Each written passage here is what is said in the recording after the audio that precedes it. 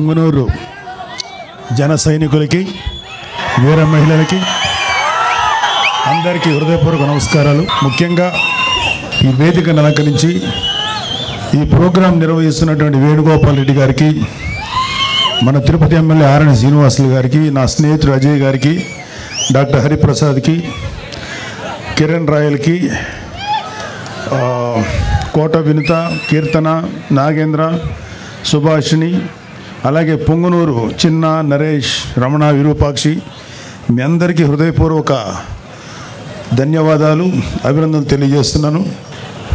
మొదట నేను పెద్దగా స్పీచ్ ప్రిపేర్ అవ్వలేదు, కానీ కొన్ని విషయాలు మీతో షేర్ చేసుకోవాలనిపించింది. సో చాలాసార్లు చాలా వేదికల్లో అందరూ చెప్పిన మాట మళ్ళీ ఇంకొకసారి మీతో గుర్తు చేస్తున్నాను. కూటమి ప్రభుత్వం వచ్చి 7 నెలలు అయింది. ఇంకా అది ఇచ్చేయలేదు, ఆ స్కీమ్ రాలేదు, ఈ వెల్ఫేర్ స్కీమ్ రాలేదని నోటుకు వచ్చినట్లు వాగే వైసీపీ గూండాలకి, కుక్కలకి, వైసీపీ సన్నాసులకి ఒక విషయం చెప్పు. వృద్ధులు, వితంతువుల పెన్షన్ ఒకేసారి 1000 పెంచి 4000 1వ తేదీనే వాళ్ళ ఇళ్ళ దగ్గరే ఇస్తున్నాం. దివ్యాంగులకి రెట్టింపు పెన్షన్ అందిస్తున్నాం. ప్రతి నెల 64 లక్షల మంది పెన్షన్దారులకు పెన్షన్ ఇవ్వడానికి దాదాపు 20,537 కోట్లు కూటమి ప్రభుత్వం ఖర్చు చేస్తుంది. ఏడాదికి 33,000 కోట్లు. 5 ఏళ్లలో 1.60 lakh crores పెన్షన్స్ కోసం ఖర్చు చేస్తుంది. ఇది దేశంలోనే ఒక పెద్ద రికార్డు. గత జగన్ ప్రభుత్వం మొదటి 4 నెలల్లో పెన్షన్ 250 రూపాయలు పెంచడం తప్ప మరి ఏ ఇతర నవరత్న హామీలను కూడా అమలు చేయలేదు. గుర్తుపెట్టుకోండి. రాజధాని అమరావతికి 15,000 కోట్లు, పోలవరానికి 12,000 కోట్లు కేంద్రం నుంచి నిధులు సంపాదించుకున్నాం. దీపం పథకం ద్వారా 80 లక్షల మంది లబ్ధిదారులకి ఏడాదికి 3 వంట గ్యాస్ సిలిండర్లు అందిస్తున్నాం. రాష్ట్ర వ్యాప్తంగా గుంటలు పడ్డ రోడ్లు 361 కోట్లతో మరామతులు ప్రారంభించాం. డోలీ రహిత మన్యం కార్యక్రమంలో భాగంగా గిరిజన గ్రామాలకు రోడ్ల సదుపాయం కల్పిస్తున్నారు. గిరిజన ప్రాంతాల్లో అత్యవసర వైద్యం కోసం ఫీడర్ అంబులెన్స్లు ఏర్పాటు చేశారు. మెగా డిఎస్సి ద్వారా యువతకి 16,347 ఉపాధ్యాయ నియామకాలు, 6,100 పోలీసు ఉద్యోగాల నియామకాలకి చర్యలు చేపట్టారు. ఉచిత ఇసుక సరఫరా వల్ల పేదల మీద ఆర్థిక భారం పడకుండా చూశారు. చెత్త పన్ను, ల్యాండ్ టైటిలింగ్ యాక్ట్ రద్దు చేశారు. మత్స్యకారుల ఉపాధిని దెబ్బతీసి 217, 144 జీవోలు రద్దు చేశాం. దాదాపు 20 ప్రముఖ కంపెనీలు 6,33,568 కోట్లు పెట్టుబడులు పట్టేందుకు ముందుకు వచ్చాయి. తద్వారా 4 లక్షల ఉద్యోగాలు రానున్నాయి. 48 గంటల్లో ధాన్యం కొనుగోళ్లు సొమ్ము రైతు ఖాతాలో జమ చేస్తున్నారు. విత్తనాలు, ఎరువులపై రాయితీలు అందజేస్తున్నాం. 4,500 కోట్లతో 13,000 పంచాయతీల్లో 30,000 పనులకు శ్రీకారం చుట్టారు. ఉపాధి హామీ పథకం ద్వారా 7,315.74 కోట్లు కేంద్రం నుంచి విడుదలయ్యేలా చేశారు. విశాఖ రైల్వే జోన్కు 52 ఎకరాలు పూర్తి హక్కులతో కేటాయించారు. విశాఖ ఉక్కు పరిరక్షణకు చర్యలు తీసుకుంది. ఫ్యాక్టరీ పునరుజ్జీవానికి కేంద్రం నుంచి 11,440 కోట్లు కేటాయింపులు జరిగాయి. విశాఖలో TCS డేటా సెంటర్ ద్వారా 10,000 ఉద్యోగాలు రాబోతున్నాయి. గంజాయి డ్రగ్స్పై ఉక్కుపాదం 5 మంత్రులతో కమిటీ ఏర్పాటు చేశారు. నియంత్రణకి ఈగల్ టీం ఏర్పాటైంది. డ్వాక్రా మహిళలకు వడ్డీ లేని రుణాలు 5 లక్షల నుంచి 10 లక్షలు పెంచారు.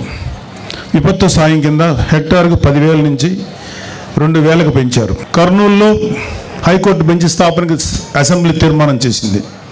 కర్నూలు జిల్లా ఓరవకల్లు, కడప జిల్లా కొప్పర్తి పారిశ్రామిక వాడల్లో 25,000 కోట్ల పెట్టుబడులు, 75,000 మందికి ఉపాధి కల్పనకు కేంద్రం నుంచి సాధించాం. తక్కువ ధరకే నాణ్యమైన మద్యం సరఫరా చేస్తున్నారు. గీత కార్మికులకు 10% మద్యం షాపులు కేటాయించారు. చేనేత కార్మికులకు GST రీఎంబర్స్మెంట్ అమలు చేశారు. స్వర్ణకారులకి, మాజీ సైనికులకి సంక్షేమానికి ప్రత్యేక కార్పొరేషన్లు ఏర్పాటు చేశారు. 60 ఏళ్లు దాటిన వారికి APSRTCలో బస్సుల్లో 25% రాయితీ ఇచ్చారు. దేవాలయాల్లో ధూపదీప నైవేద్యాలకు 5,000 నుంచి 10,000కు పెంపు చేశారు. అర్చకుల వేతనం 10,000 నుంచి 15,000కి పెంచారు. 198 అన్నా క్యాంటీన్లు తిరిగి ప్రారంభించారు. స్కూళ్ళల్లో కూడా విద్యార్థులకి డొక్కా సీతమ్మ పథకం కింద మధ్యాహ్న భోజన పథకాన్ని అమలు చేస్తున్నారు. ఇవి కాకుండా ఇంకా చాలా చాలా చాలా చేస్తున్నారు. అయినా సరే కూటమి ప్రభుత్వం ఏమీ చేయట్లేదు అని చెప్పే వాళ్ళకి కళ్ళు మూసుకొని బలవంతంగా నిద్ర నటించేవాడిని మనం ఏం చేయలేం. వైసీపీ ప్రభుత్వం అలాంటిదే. సో ఇందాక నుంచి నేను చేస్తున్న స్టేజ్ మీద ఉన్న చాలామంది ఆలోచించారు. మన వాళ్ళందరూ కొంచెం పెద్ద మనిషి తరాగా, నాకు అంత పెద్ద మనిషి తరా చేత కాదు. పెద్దిరెడ్డి అక్రమాల గురించి కొంచెం మాట్లాడుకుందాం. అంటే నేను రాయలసీమకి ఎలక్షన్ క్యాంపెయిన్కి ఓన్లీ తిరుపతి వరకే వచ్చాను, ఒకసారి కలిగిరి దాకా వచ్చాను. ఆ తర్వాత రావడానికి నాకు అవకాశం దొరక్క నేను పవన్ కళ్యాణ్ గారి పిఠాపురం నియోజకవర్గంలో పనిచేయాల్సి వచ్చింది. అయితే చాలామంది ఇక్కడ చెప్పారు ఏంటంటే పెద్దిరెడ్డికి మేము చాలా భయపడతారండి మనోళ్ళందరూ. చాలామంది కొంచెం మీరు జాగ్రత్త అని. పెద్దిరెడ్డికి కదయా, వాళ్ళ నాయకుడు జగన్మోహన్ రెడ్డి కదయా, వాళ్ళ నాన్న రాజశేఖర రెడ్డిగా భయపడలేదు, ఇతనంత అని చెప్పి. న్యాయంగా ధర్మంగా ముందుకెళ్ళేటువంటి గొప్ప నాయకుడు పవన్ కళ్యాణ్ గారి నాయకత్వంలో పనిచేస్తున్న మాకు పెద్దిరెడ్డి కాదు కదా, ఏ సుబ్బారెడ్డి పిచ్చిరెడ్డి కూడా మాకేమో లెక్కలేదు. Don't care. సో ముందు పెద్దిరెడ్డి అక్రమాల గురించి ఇక్కడంతా స్టేజ్ మీద ఉన్న చాలామంది ఉన్నారు మా జన సైనికులు, వీర మహిళలందరూ. అలాగే ఇక్కడున్న ఏ రాయి రప్ప చెట్టు పుట్టం కదిలించినా సరే ఈ పెద్దిరెడ్డి అక్రమాలు ఎన్ని దారుణాలు చేశారు ప్రతి ఒక్కళ్ళు చెప్తారు. లాస్ట్ టైం వచ్చినప్పుడు కూడా చెప్పారు. అయినా ఒకసారి మీకు గుర్తు చేయదు, అన్నీ ఉన్నాయి, అన్ని లిస్ట్ ఉన్నాయి. రాయలసీమ మొత్తం మీద దాదాపు 23 ఎకరాల భూమిని దోచుకున్నాడు ఈ పెద్దిరెడ్డి. ఆయన దోచుకున్న భూముల రికార్డులు లేకుండా తన అనుచరులతో మదనపల్లి తహసీల్దార్ కార్యాలయంలో ఫైల్స్ దగ్ధం చేయించాడు. తగలబడిన ఫైల్స్ చాలా వరకు 22A కింద ఉన్న ప్రభుత్వ భూములకు సంబంధించిన డాక్యుమెంట్లు ఉందని సిఐడి అధికారులే నిర్ధారించారు. పుంగనూరు పాడి రైతులు నిలువున దోపిడీ చేస్తున్నారు. లీటర్ పాలకి కేవలం 20 రూపాయలు ఆయనే నిర్ధారించి తన సొంత డైరీకి పాలు తరలించాలని పాడి రైతుల్ని బెదిరిస్తున్నారు. ఇప్పుడు కాదులే, ఒకప్పుడు మొన్న ఎలక్షన్స్ వరకు. అలాగే మైనింగ్ మాఫియా తయారు చేసి నిబంధనలకు అనుగుణంగా మైనింగ్ చేసే వాళ్ళని, న్యాయంగా ధర్మంగా మైనింగ్ చేసే వాళ్ళని బెదిరించి వారి వ్యాపారాలు దోచుకున్నారు. పుంగనూరు, మదనపల్లి, తొంబడపల్లి కేంద్రంగా అక్రమ క్వారీలు, ఇసుక, గ్రావెల్ మాఫియా నడుపుతున్నారు. తిరుపతి మఠం భూములను ఆక్రమించుకున్నాడు. వడమాలపేటలో మండలంలో గుజరాతీ వ్యాపారిని అతని కుటుంబ సభ్యులను బెదిరించి ఆస్తులు రాయించుకున్నారు. తిరుపతి నగరంలో చెరువులు ఆక్రమించారు. మద్యం అక్రమ దందా మొత్తం పెద్దిరెడ్డి రామచంద్రారెడ్డి కనుసన్నల్లోనే నడిచింది. మద్యం క్వాలిటీ లేదన్న ఒక దళితుడిని నెక్స్ట్ డే చంపించారు. ఈ మద్యం ఏంటో ఇంత దరిద్రంగా ఉంది, మూత్రంలో ఉంది అన్నందుకు నెక్స్ట్ డే చంపేశారండి. ఆయన కమిషన్ల కోసం, ఆయన కాంట్రాక్టుల కోసం ఆవులపల్లి రిజర్వాయర్ నిర్మాణాన్ని చేపట్టారు. దీనివల్ల 100 కోట్లు నేషనల్ గ్రీన్ ట్రిబ్యునల్కి పెనాల్టీ చెల్లించారు. పొంగనూరు నియోజకవర్గం పులిచెర్ల మండలం మంగళంపేటలో విలాసవంతమైన భవనం కోసం 70 ఎకరాల పైగా ఆక్రమించుకున్నారు. అటవీ శాఖ భూములు ఆక్రమించి మార్కెట్ యార్డ్ నిధులతో రోడ్లు వేసుకున్నాడు. ఎర్రచందనం అక్రమ రవాణా కోసం అడవుల్లో రోడ్లు వేయించుకున్నారు. అటవీ శాఖ మంత్రి పదవి అడ్డం పెట్టుకుని రాష్ట్ర వ్యాప్తంగా మైనింగ్ ద్వారా ఇసుక, మట్టి, కంకర, గ్రానైట్ తదితర ప్రకృతి సంపదను దోచుకున్న అడవి దొంగ నువ్వు పెద్దిరెడ్డి రామచంద్రారెడ్డి. 2 లక్షల కోట్ల అక్రమాస్తులు కూడబెట్టాడు. 2 లక్షల కోట్లు లెక్క పెట్టాలంటే ఎంతసేపు పడుతుందో, ఎన్ని రూములు కావాలో అర్థం చేసుకోండి. ఆయన అక్రమాస్తుల విలువ మన రాష్ట్ర బడ్జెట్ 2 లక్షల కోట్లను దాటిపోయింది. సరే, అన్నిటికన్నా సిగ్గుపడాల్సిన విషయం ఏంటంటే ఈ పెద్దిరెడ్డి రామచంద్రారెడ్డి అనే వ్యక్తి దాదాపు 2 లక్షల పైగా ఓట్లు వేసి గెలిపిస్తే శాసనసభకు వచ్చి నీ ప్రజల తరఫున నీ గొంతు వినిపించడానికి ధైర్యం చాలా. నీకు ఎమ్మెల్యే పదవి ఎందుకు? అర్జెంటుగా రాజీనామా చేయాలని మేమందరం డిమాండ్ చేస్తున్నాం. నీకే కాదు, మీ వైసీపీలో 11 మంది ఎమ్మెల్యేలు ఇంక్లూడింగ్ మీ నాయకుడు జగన్ రెడ్డి కూడా గెలిచి ఎందుకు మీరు శాసనసభకు రాలేకపోతున్నారు? ఎందుకు మీ వాయిస్ వినిపించలేకపోతున్నారు? భయం. అంటే మీరు అధికారంలో 150 సీట్లు వచ్చినప్పుడు నోటికి వచ్చినట్టు బిహేవ్ చేశారు, ప్రజల జీవితాలతో ఆడుకున్నారు. ఇక్కడ ఎవరిని ఇక్కడ అతని బాధితులు ఇక్కడ ఇంకా ఉన్నారు. టైం లేక వాళ్ళతో మాట్లాడే అవకాశం మాకు లేదు, మాట్లాడించే అవకాశం రాలా. మీకు సిగ్గు, అభిమానం, ధైర్యం ఉంటే వచ్చి మీ గొంతు శాసనసభలో వినిపించండి. యూట్యూబర్లతోటి యూట్యూబ్లోను తర్వాత న్యూస్ ఛానల్స్లో మాట్లాడటం కాదు.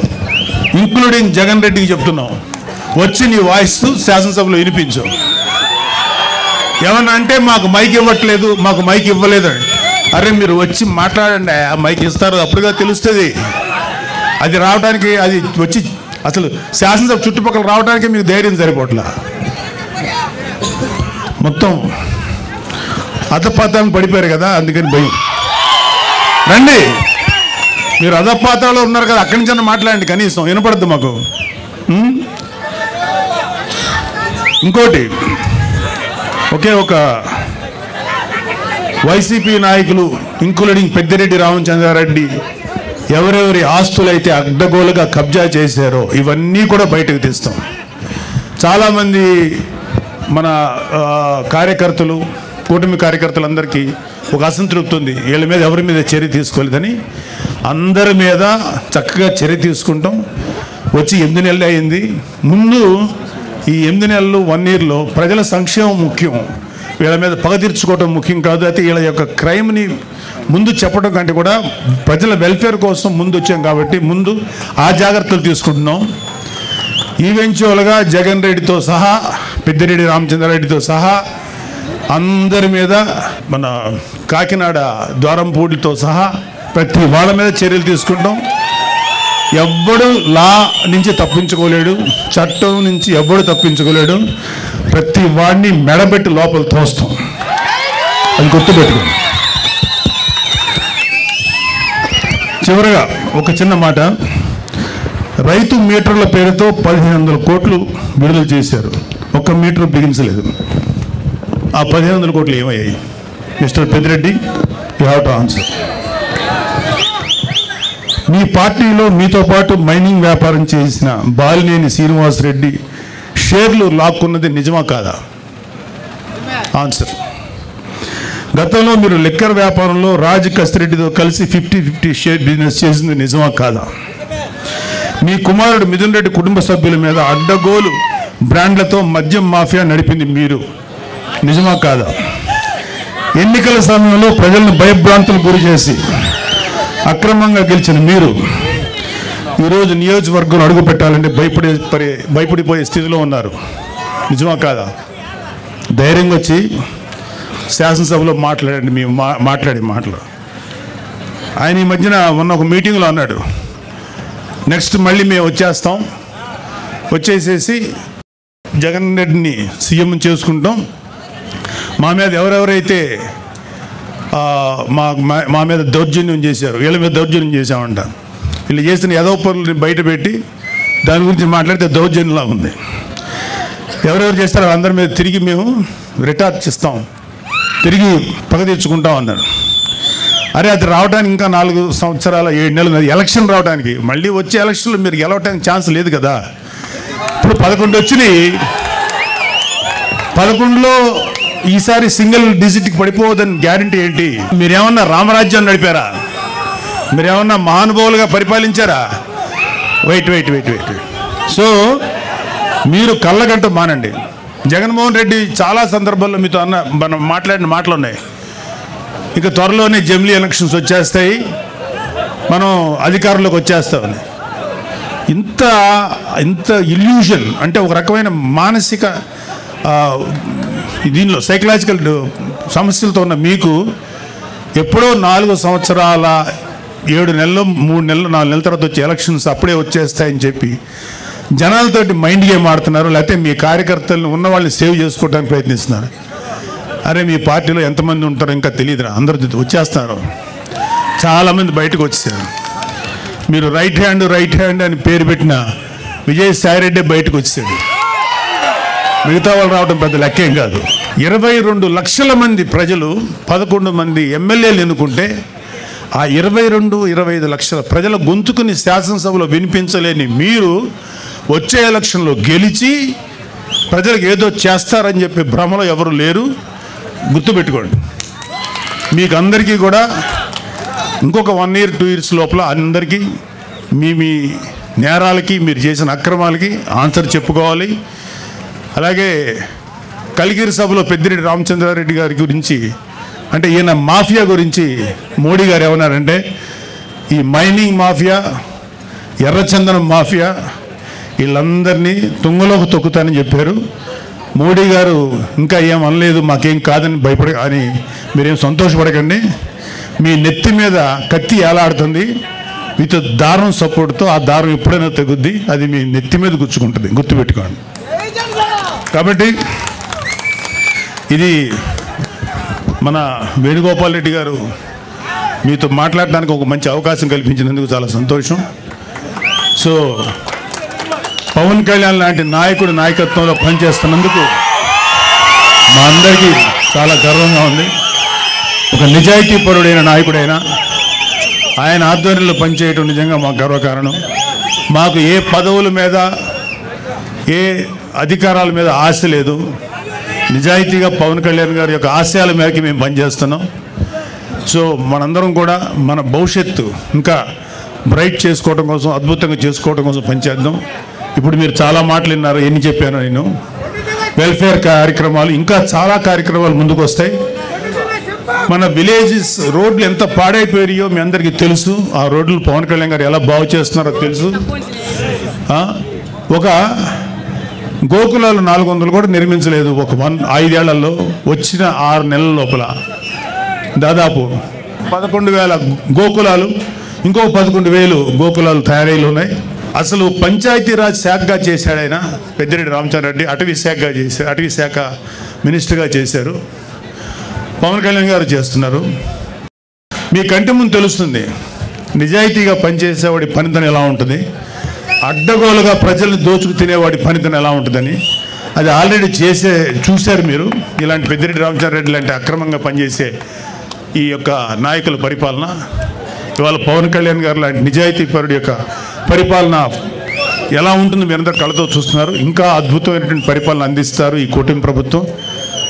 మన చంద్రబాబు నాయుడు గారి నాయకత్వంలో, మోడీ గారి నేతృత్వంలో, పవన్ కళ్యాణ్ గారు లాంటి వారియర్ సమక్షంలో జనసేన అద్భుతంగా ముందుకు దూసుకెళ్తుంది. కూటమి ప్రభుత్వం మంచి పరిపాలన మీకు అందిస్తుంది. మీరందరూ సుఖ సంతోషాలతో ఉండాలి. రాబోయే 15 సంవత్సరాలు జనసేన, టీడీపీ, బీజేపీ కూటమి పనిచేస్తుంది. వైసీపీ వాళ్ళని ఇంకొక 15-16 సంవత్సరాల పాటు 10 సీట్లకు మించకుండా రాకుండా చూసుకునే బాధ్యత మా అందరి మీద ఉంది. జై జనసేన, జై హింద్.